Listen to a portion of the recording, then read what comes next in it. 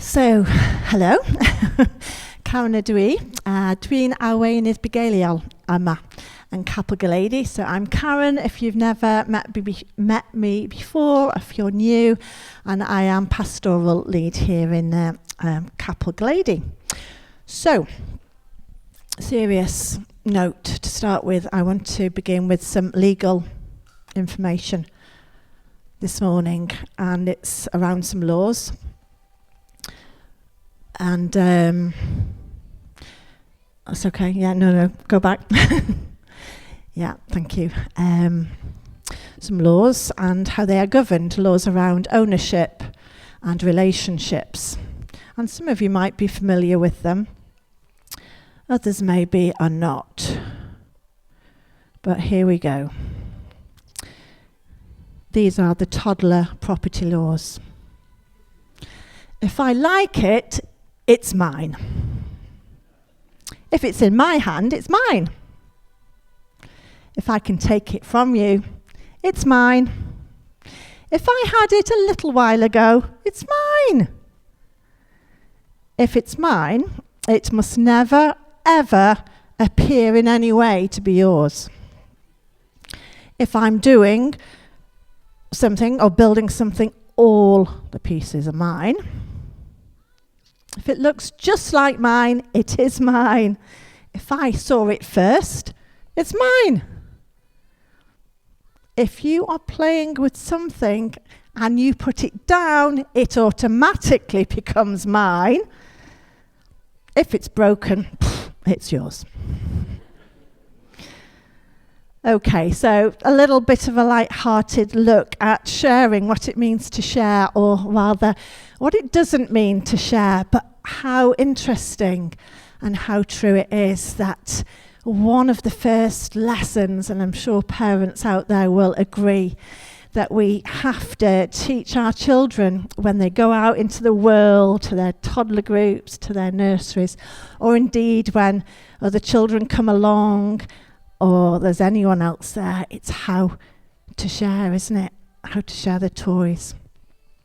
Because it doesn't come naturally to us. We have to be taught what it is to share, what it is not to be selfish, and that the world doesn't actually all revolve around us. So what we're looking at this morning is fourth in our series, I think, this summer on Gilydd, one another, and so rhannu efo Gilydd, sharing with one another. And it's part of, well, it comes under the part of our mission statement, which is around adeiladu, cymuned, building community. And so we've been looking at this for a few weeks in August. So this morning, obviously, with a short time, we're not going to look at all of that, but I do want to concentrate on just a few aspects of what it does mean. What is God really saying? How does he want us to share with one another? And specifically as well, for our context here in Capel Gilydd, how do we live those lives that prefer others?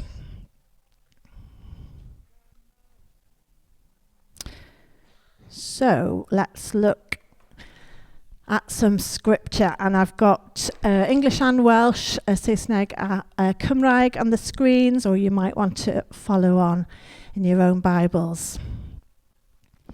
Rhannwch beth sydd gynnach chi gyda phobl Dduw sydd mewn angen. Ewch allan o'ch ffordd i roi croeso i ymwelwyr yn eich cartrefi bob amser. Share with the Lord's people who are in need.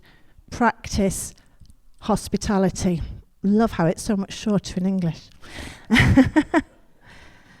And then as well, I want to look at these verses from Galatians 5, which I'm just going to read in English. And this is actually from the Message version. It is absolutely clear that God has called you to a free life.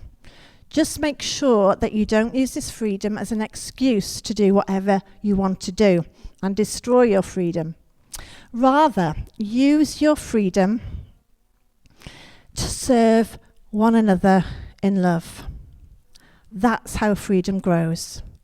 For everything we know about God's word is summed up in a single sentence. Love others as you love yourselves. Wyt ti garu dy gymydog fel wyt ti dy garu dy hun. There's a clear mandate then, isn't there, for us if we follow Jesus, if we call ourselves Christians, to be intentional. We love that word intentional here. To be intentional about looking after the interests of others, about sharing our lives, about extending hospitality. So I want to just pause there for a moment, because there'll be some of you out there who'll be going, oh, a bit of a panic might be going on. You're thinking, well, actually, I'm an introvert, and spending all this time with people, forever, I can't do that. I need some time on my own. I need that time to re-energize. That's how I get re-energized. I can't be with others. I can't be sharing my life all the time. What are you talking about? And I would agree with you, of course. Don't think it means that. We were looking last week, weren't we, about the fact that we're all the same, but we're all different, and that God has made each and every one of us in his image. And we all have a unique gift. We're all different. But it's not just our gifts that are different. We're also different personalities, aren't we? We're not all introvert. We're not all extrovert. We're not all into admin. Some of us are much more practical and do things with the hands. And so an example here in terms of using our gifts. Sunday morning gatherings, some of you might not believe this, but it doesn't just happen. And there's lots and lots of teams that are involved in, making this space and things are gathering to take place on a Sunday morning. So one of the teams out of the numerous ones is the welcome and refreshment team. Now there's lots and lots of people on this team, and they all use their gift of service, serving others to be on that team. Are they all the same? No, they're not. They're not at all. So you've got some people who are just brilliant at setting out the coffee and the tea. Some are even creative and artistic and make it all look beautiful and bring flowers. And it looks a welcoming space. And they have attention, an eye for detail. They check, that there's coffee going to be there ready for next week. We've not run out of juice. Oh, sorry, we don't have juice anymore. But things that need replenishing are going to be replenished. And, just the practical things. And yet, in that team as well, you've got other people. And they serve also excellently. But they stand at the door. And they stand there welcoming you all in with hopefully a nice big smile, a friendly greeting, and they are there to just make that transition for somebody, especially who's new, just to feel welcome and engage in perhaps a little bit of conversation. So everyone using a gift, but doing it differently. So yes, we all have our unique gifts, but we also are using them in different ways. But I wonder, do you know what gifts you have that God is asking you to use? Because first of all, that's the question, isn't it? Because you can't serve using your gift if you're not sure what it is. So I just pose that question there this morning. Do you know what gifts you have that God is asking you to use?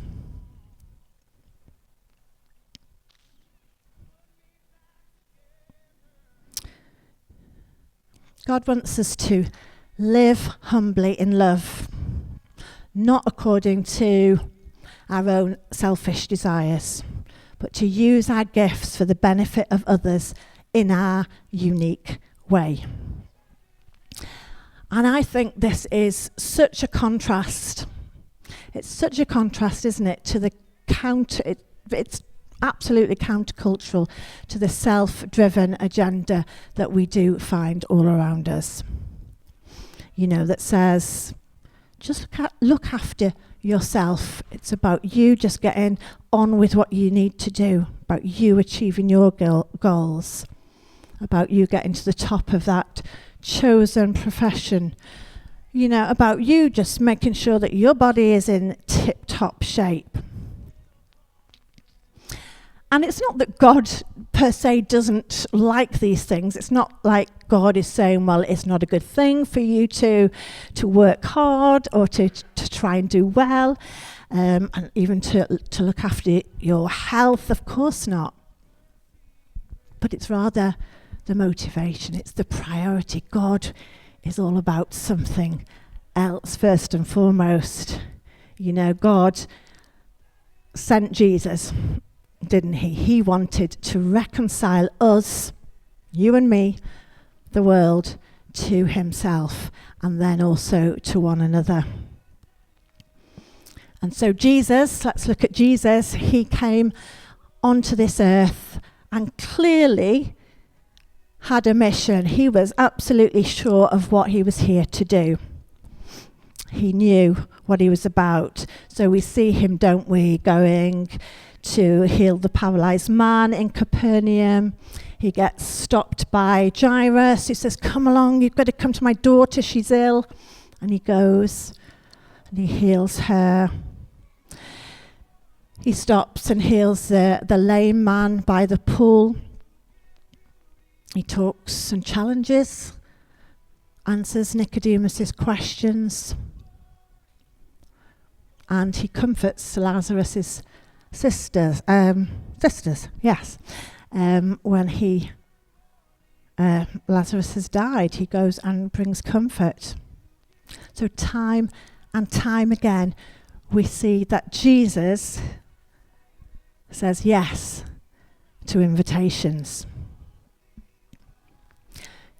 He's interruptible. And you think, well, you know, if he knew what it was about, he's got this clear mission, you know, what's he doing?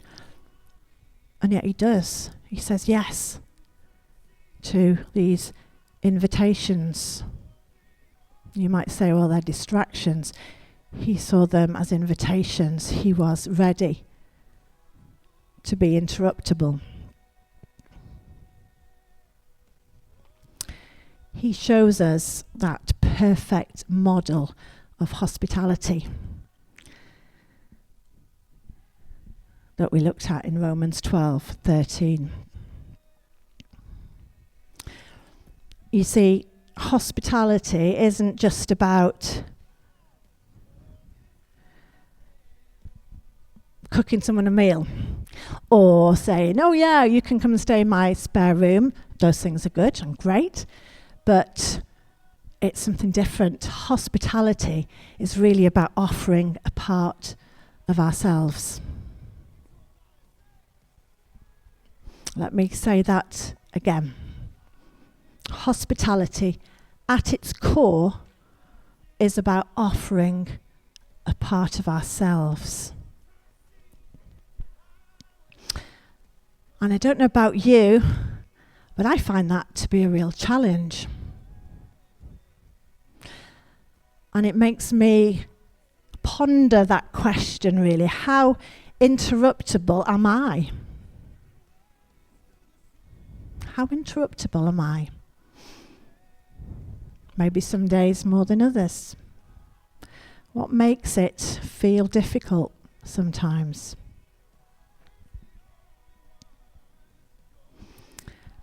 For me, I know busyness is a big barrier. And even purpose, you know, we think, oh yeah, I've got to do this. People are expecting these certain things of me. I've got a job to do. There's tasks to complete. Surely those are not bad things.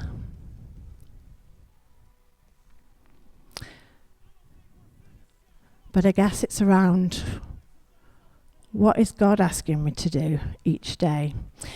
You know, last week in Lectio, some of you might know the Lectio 365 prayer app, but I was reading one day last week, and there was a verse from Leviticus that jumped out at me, which I'm just going to read now. It's from Leviticus 23.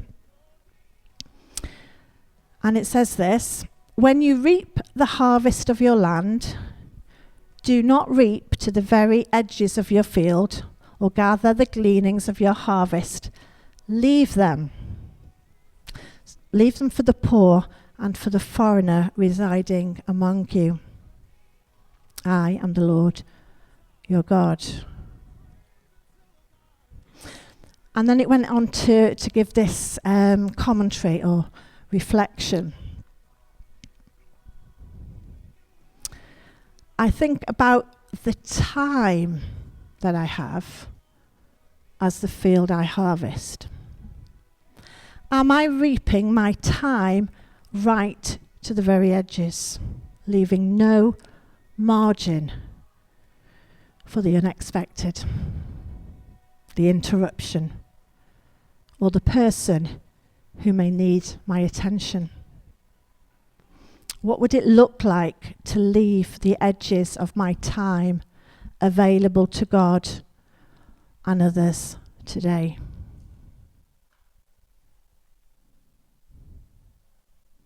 And I'm not answering that, but there's some good questions in there to think about, and I know very much it's something I've been really thinking about recently. But I want to move on. I want to just move on now to another aspect of what it means to share our lives with one another. And I'm moving now to the next chapter in Galatians, which is verses 2 to 5. "Carry each other's burdens, and in this way you will fulfill the law of Christ. If anyone thinks they are something when they are not, they deceive themselves. Each one should test their own actions.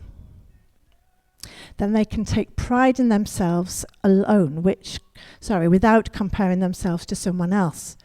For each one should carry their own load." And for me, it sounds a bit of a strange passage, really, that I don't think I've thought too much about. That almost feels like there's a contradiction there. And probably it's talking about perhaps two different things. The responsibility as a church that we have to look after people, and also then the second thing being personal accountability. And so in terms of maybe the responsibility as a community, as a church community here in Capel Gilydd, it's why, as the third part of our mission statement, carry more, love in Anglesey, that's why it's there. Because we do believe that we've got that shared mandate, and it's why we do things, therefore, like the Make Lunch project, which is a holiday club for families on lower income, and they can come and have food, have activities. It's why we do other things for our communities, why we get together with other churches and other Christians on the island. In the past, we've done radio shows, and we do worship together. But I wonder about sharing our own burdens. And how is that fulfilling the law of Christ? What does that mean? I think it's around that commandment, isn't it? To love one another. To love one another. And by this love, people will know that you are my disciples. And if we were to all live like this, really live like this for others, we would be known, wouldn't we? on Innismore and wider afield, as people who honour, who forgive one another, but also who take personal responsibility for our lives. So what will that mean? Well, it will mean saying sorry. It will mean going to our brother or sister and saying, I was wrong. Will you forgive me? Confessing to one another. It will mean sharing our joys, but also sharing our sadnesses.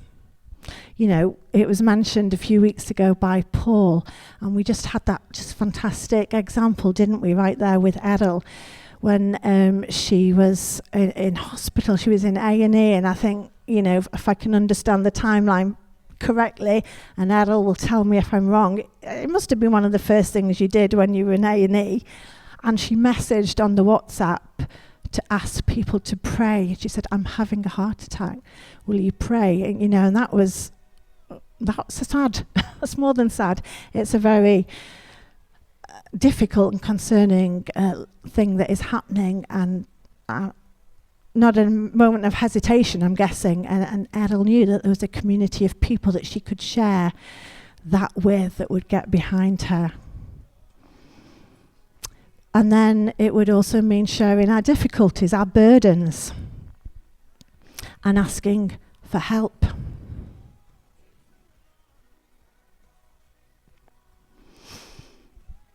And what makes that difficult sometimes? I mean, maybe it isn't difficult for some of you, and we, like I said at the beginning, we are all different. But what we share with other people and how we do that, it is difficult sometimes, and we find different things hard. And what are some of those things that can make it hard? Fear. Fear of ridicule, maybe. Fear of being mocked. Fear of admitting you've got something wrong. Just fear of, well, are they going to understand me, or can I trust that person? So trust is going to be big, isn't it?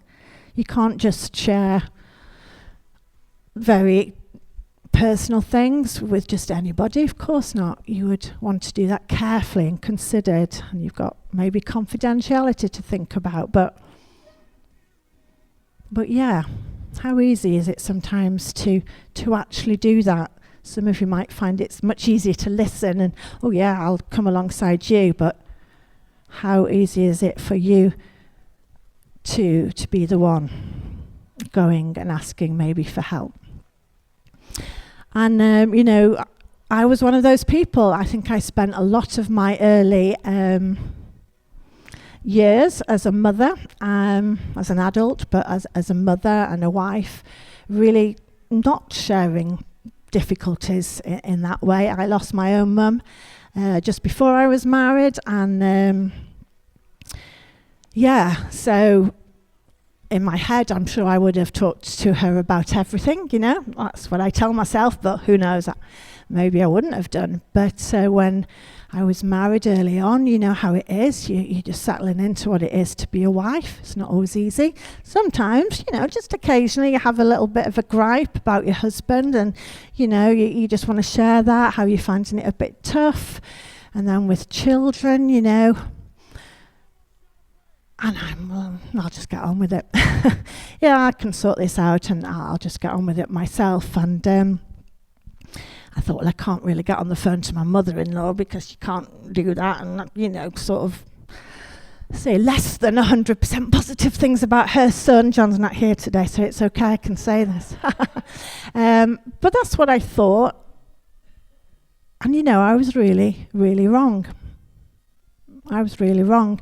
And a good many years later, I did talk to her about something. I think it was when we were going through quite a difficult time in the noughties. And anyway, I did share this, what was going on. And it was a revelation to me, because she was like, Karen, you can always come and talk to me. And basically what came out of that was that we'd both lost out.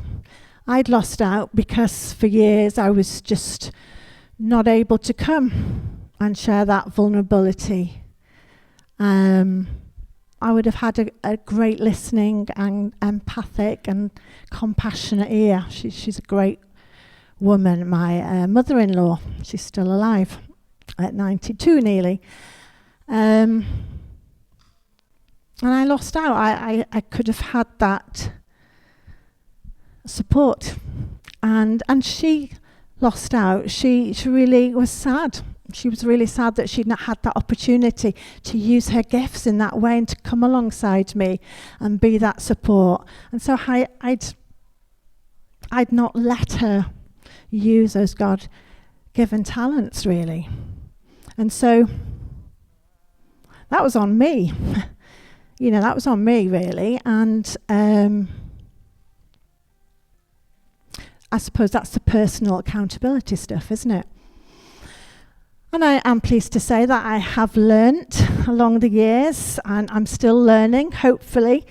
And some of you in this room will hopefully testify to the fact that I can share now. I've learnt to do that a bit better when things are difficult, to ask for help. That's another one. And to say if something is wrong. To even ask for prayer. I mean, that should be the easiest thing in the world, shouldn't it, amongst Christians? But that's the bearing with one another part. In Colossians 3, it says about bearing with one another. And to fulfill. Why do we do this? Not just because, God wants us, he's on some ego trip. Of course not. To fulfill this law of Christ. It's how we will show this broken world around us a better way to live than just going it alone. So I'm going to finish now, and I want to finish with a quote from Dietrich Bonhoeffer. Many of you will know that he was a German pastor. And he said this: our community with one another consists solely in what Christ has done for each one of us. And so I wonder this morning if we were just to take that a little bit further and challenge ourselves in this way. I wonder if our community here in North Wales, in Ynysmôn, consists solely in truly living according to what Christ has done for each one of us.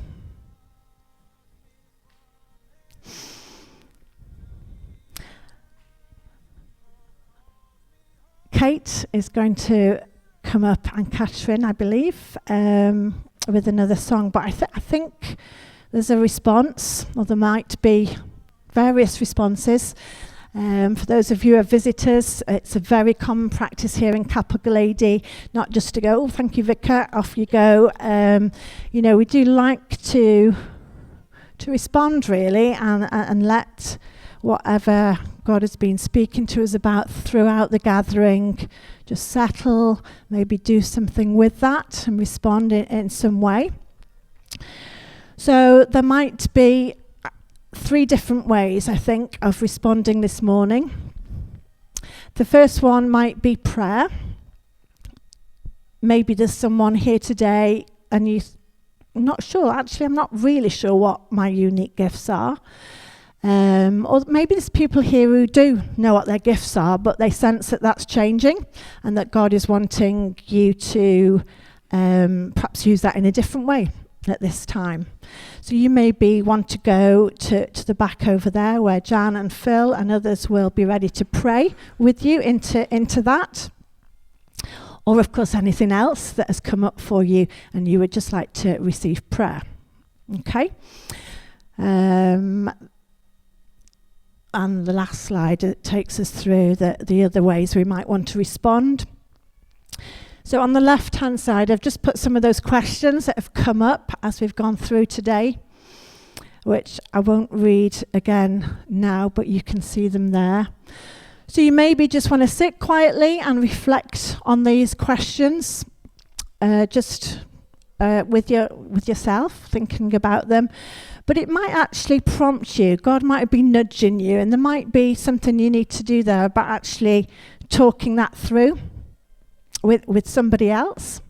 So you might want to say, I'm thinking, this is really difficult. What do you think? It might help you. You might be a person who finds that really helpful. So you might do that with those questions.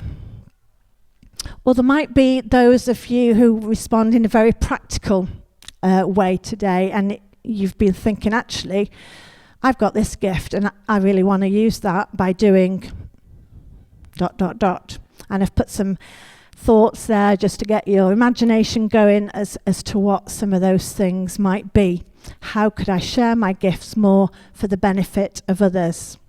And if you really feel that is something you want to activate and say, yes, I'm going to make that promise, there are some little promise vouchers, I'm calling them, and they're at the back on the little round table over there with pens. You can go and just write that down. That'll help you to reinforce that and maybe make sure you do it if that is your intention. And there's a space there for you to put someone you're going to tell to further that accountability. So, hope that doesn't sound like too much. So just respond by going for prayer, just quietly reflecting on these things. Or it might be you want to actually make that decision to use a gift in a certain way, and you can go to the table at the back and do that. Thank you.